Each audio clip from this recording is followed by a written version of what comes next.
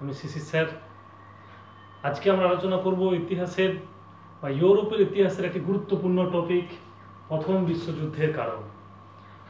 আমরা যেভাবে আলোচনা করছি তাতে শুধুমাত্র নবম শ্রেণী নয়, ইতিহাসের যে কোনো পর্যায়ের ছাত্রছাত্রীদেরই কিন্তু এই টপিকটা কাজে লাগবে।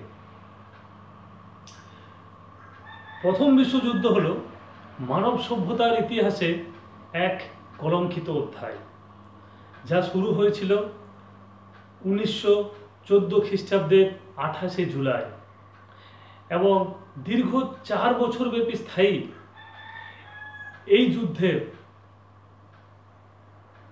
জল স্থল অন্তরিক্ষে এক সর্বাত্মক যুদ্ধ বা টোটাল ওয়ারে পরিণত হয় এবং সর্বগ্রাসী এই যুদ্ধের ধ্বংসলীলায় 1 কোটিরও বেশি মানুষ প্রাণ হারায়, 2 কোটিরও বেশি মানুষ আহত হয় এবং প্রচুর সম্পত্তি নষ্ট হয়। এই যুদ্ধে পিছনে শুধুমাত্র কোনো একটি কারণ কিন্তু ছিল না। ডেভিড টমসন বলেছেন যে 1871-এর পরবর্তী ঘটনা স্রোতের পরিণতি হলো এই প্রথম বিশ্বযুদ্ধ। আমরা এই প্রথম বিশ্বযুদ্ধের কারণগুলোকে দুইভাবে আলোচনা করতে পারি। অর্থাৎ এই প্রথম বিশ্বযুদ্ধের পশ্চাতে যে কারণগুলি ছিল, কতকগুলি হলো পরোক্ষ কারণ এবং কতকগুলি বা একটি প্রত্যক্ষ কারণ। প্রত্যক্ষ কারণ অর্থাৎ যে ঘটনাকে কেন্দ্র করে প্রথম বিশ্বযুদ্ধের সরাসরি সূচনা হয়, এবং পরোক্ষ কারণগুলি হলো যে কারণগুলির উপর ভিত্তি করে প্রথম বিশ্বযুদ্ধের পটভূমি তৈরি হয়। এখন আমরা পরোক্ষ কারণগুলি আলোচনা করব। পরোক্ষ কারণগুলির মধ্যে প্রধান কারণ ছিল অতৃপ্ত জাতীয়তাবাদ। 1815 খ্রিস্টাব্দে ভিয়েনা সম্মেলনে ইউরোপের শক্তিশালী রাষ্ট্রবর্গ তারা ছোট ছোট দেশগুলির বা রাষ্ট্রগুলির জাতীয়তাবাদী চেতনাকে অগ্রাহ্য করে বিভিন্ন অঞ্চলগুলি তারা নিজেদের মধ্যে ভাগ করে নেয়। এর ফলে ওই সমস্ত দেশের অবহেলিত অপূর্ণ জাতীয়তাবাদ পূর্ণতা পাওয়ার জন্য উদ্গ্রীব হয়ে ওঠে। বলকান অঞ্চলে সার্বিয়ার নেতৃত্বে অন্য সমস্ত দেশগুলি তুরস্কের অধীনতা থেকে মুক্ত হতে চাইছিল এবং পরবর্তীকালে বার্লিন চুক্তি অনুযায়ী 1878 খ্রিস্টাব্দে অস্ট্রিয়া বসনিয়া ও হার্জেগোভিনার উপর তার কর্তৃত্ব স্থাপন করে বসনিয়া ও হার্জেগোভিনা অনিচ্ছা সত্ত্বেও, এছাড়াও ইটালি ট্রিয়েন ও ট্রেন্টিনো প্রদেশ পাওয়ার জন্যে উদ্গ্রীব ছিল, ডেনমার্ক স্লেজভিক পাওয়ার জন্য উদ্গ্রীব ছিল এবং 1870 খ্রিস্টাব্দে সেডানের যুদ্ধের পর ফ্রান্স জার্মানির কাছে পরাজিত হওয়ার পর জার্মানি আলসাস ও লোরেন দখল করে, কিন্তু ফ্রান্স সুযোগের অপেক্ষায় ছিল সেই আলসাস ও লোরেন উদ্ধার করার জন্য। এইভাবে এই যে অতৃপ্ত জাতীয়তাবাদ যা জোর করে দমন করা হয়েছিল, সেই জাতীয়তাবাদী চেতনা কিন্তু প্রথম বিশ্বযুদ্ধের ক্ষেত্র প্রস্তুত করেছিল। দ্বিতীয় গুরুত্বপূর্ণ কারণ ছিল উগ্র জাতীয়তাবাদ। সংকীর্ণ জাতি চেতনা যখন দাম্ভিক বহিঃপ্রকাশ ঘটে তাকেই বলে উগ্র জাতীয়তাবাদ। অর্থাৎ জাতীয়তাবাদ ভালো, জাতি প্রেম ভালো, কিন্তু সেই জাতীয়তাবাদ যখন অন্য কোনো জাতিকে বা দেশকে ছোট করে দেখে ঘৃণা করে এবং জোর করে তার নিজের কর্তৃত্ব সেই দেশের উপর চাপিয়ে দেয়, তখন তাকে বলা হয় উগ্র জাতীয়তাবাদ। এবং 19বিংশ শতকের শেষে এবং বিংশ শতকের শুরুতে ইউরোপের কিছু কিছু দেশ তারা নিজেদেরকে শ্রেষ্ঠ বলে মনে করতে থাকে এবং তারা অন্যান্য দেশের উপর তাদের যে কর্তৃত্ব তা জোর করে চাপিয়ে দিতে শুরু করে। এভাবে England, France, Italy, Germany, Japan, Russia প্রভৃতি দেশগুলি তাদের উগ্র জাতীয়তাবাদী যে চেতনা, সেই চেতনায় আচ্ছন্ন হয়ে তারা কিন্তু এক ভয়াবহ পরিস্থিতির সৃষ্টি করে। তৃতীয় গুরুত্বপূর্ণ কারণ হলো ঔপনিবেশিক প্রতিদ্বন্দ্বিতা। আমরা জানি যে শিল্প বিপ্লব ঘটার পর শিল্পে প্রয়োজনীয় কাঁচামাল এবং শিল্পে উৎপাদিত দ্রব্য বিক্রির বাজারের জন্য নতুন নতুন উপনিবেশের প্রয়োজন হয়ে পড়ে। এবং যেহেতু ইংল্যান্ডে প্রথম শিল্প বিপ্লব ঘটেছিল, তাই ইংল্যান্ড এশিয়া, আফ্রিকা এবং আমেরিকায় তার বিশাল ঔপনিবেশিক সাম্রাজ্য গড়ে তোলে। এবং তুলনামূলক দেরিতে যে সমস্ত দেশে শিল্প বিপ্লব ঘটে, তারা উপনিবেশ বিস্তার করতে গিয়ে তারা নিজেদের মধ্যে এক দ্বন্দ্বে জড়িয়ে পড়ে। এবং এই ঔপনিবেশিক দ্বন্দ্ব প্রথম বিশ্বযুদ্ধের কিন্তু অন্যতম কারণ হয়ে দাঁড়ায়। এক্ষেত্রে জার্মানির কথা গুরুত্বপূর্ণ, কারণ জার্মানি তার দেরিতে শিল্প বিপ্লব ঘটায়। জার্মানি যখন উপনিবেশ বিস্তার করতে যায়, তখন দেখে যে সমগ্র বিশ্ব জুড়ে ইংল্যান্ড এবং ফ্রান্সের উপনিবেশ। তার ফলে এই যে জার্মানির সম্রাট কাইজার দ্বিতীয় উইলিয়াম, তিনি জার্মানিকে অপরিতৃপ্ত দেশ বলে ঘোষণা করে এবং বিশ্বব্যাপী সাম্রাজ্য বিস্তারের নীতি গ্রহণ করে, বা যাকে বলা হয় ওয়েল্ট পলিটিক। তাই এই যে ওয়েল্ট পলিটিক, তা কিন্তু প্রথম বিশ্বযুদ্ধের পশ্চাতের অন্যতম কারণ ছিল। অর্থাৎ এই যে জার্মানির বিশ্ব রাজনীতি বা ওয়েল্ট পলিটিক, এর ফলে আতঙ্কিত হয়ে ইংল্যান্ড তার উপনিবেশগুলি হারাবার আশঙ্কা প্রকাশ করে এবং অন্যান্য দেশগুলিও জার্মানিকে প্রতিরোধ করার জন্য এক দ্বান্দ্বিক পরিস্থিতির উদ্ভব হয়।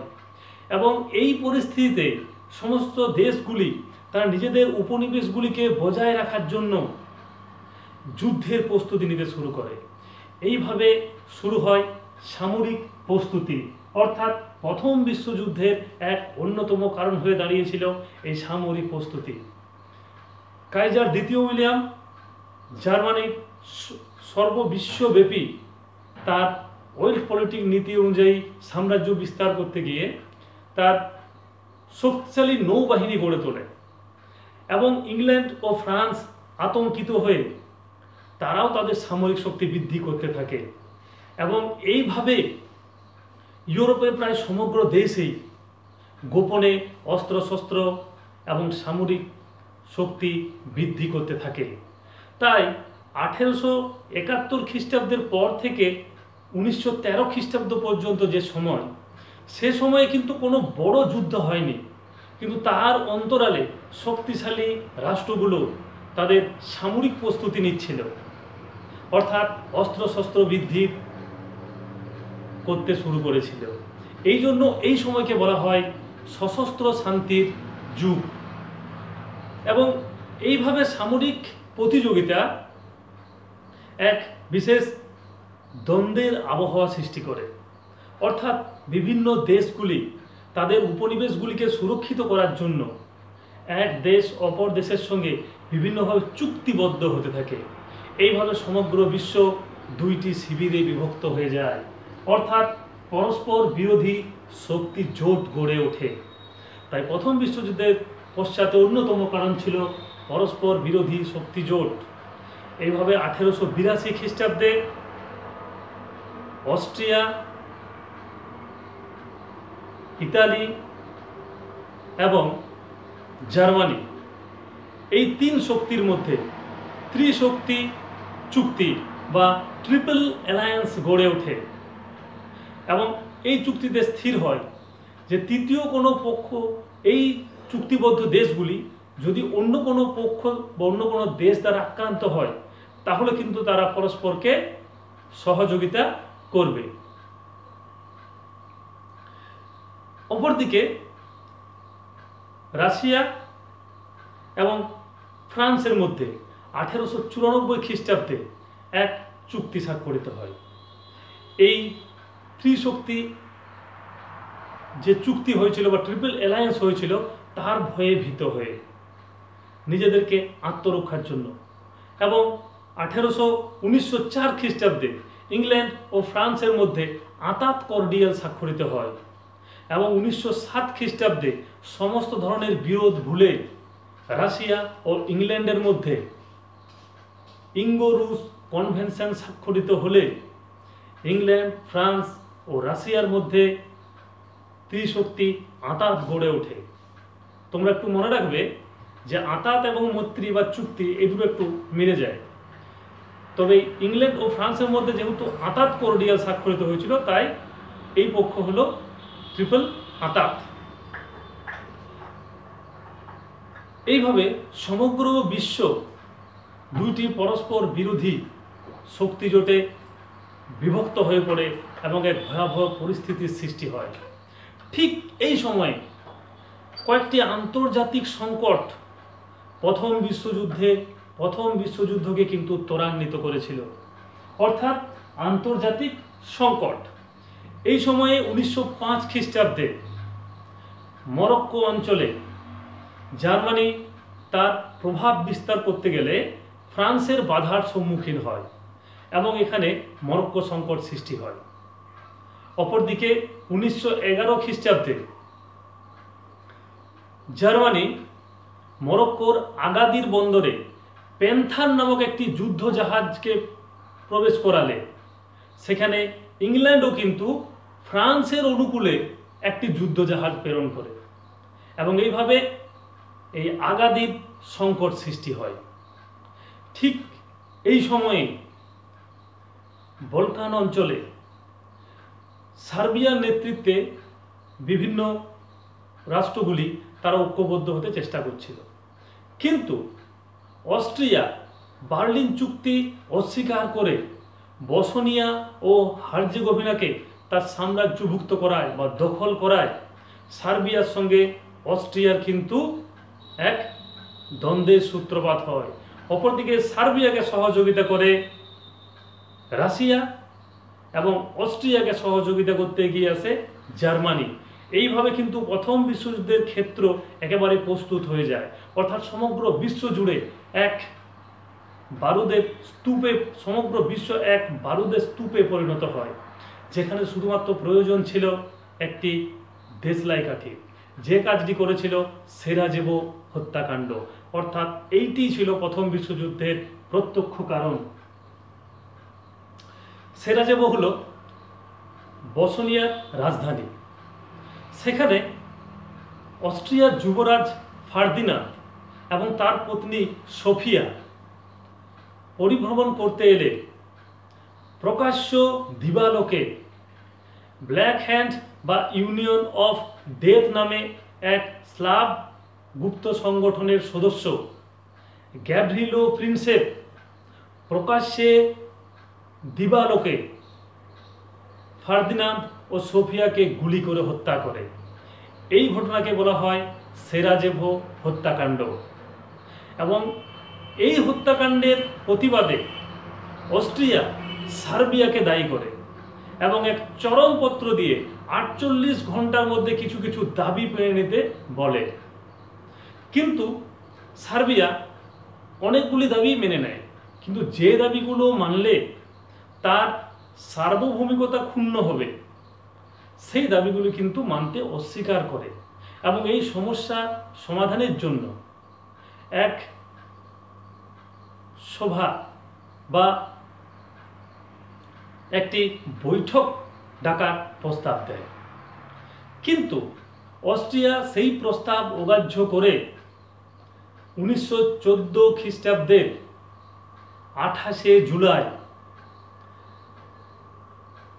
সার্বিয়ার রাজধানী বেলগ্রেড আক্রমণ করে এবং সেরাজেভোর হত্যাকাণ্ডটি ঘটেছিল 1914 খ্রিস্টাব্দের 28শে জুন, অর্থাৎ ঠিক এক মাস পর অস্ট্রিয়া সার্বিয়ার রাজধানী আক্রমণ করলে অস্ট্রিয়ার সমর্থনে জার্মানি সৈন্য পাঠায় এবং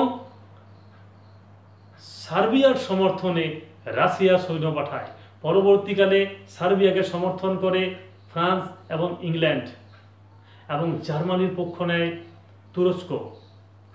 এইভাবে সমগ্র বিশ্বব্যাপী এক সর্বগ্রাসী প্রথম বিশ্বযুদ্ধের সূচনা হয়, যা সমগ্র বিশ্বের ইতিহাসে এক কলঙ্কিত অধ্যায়।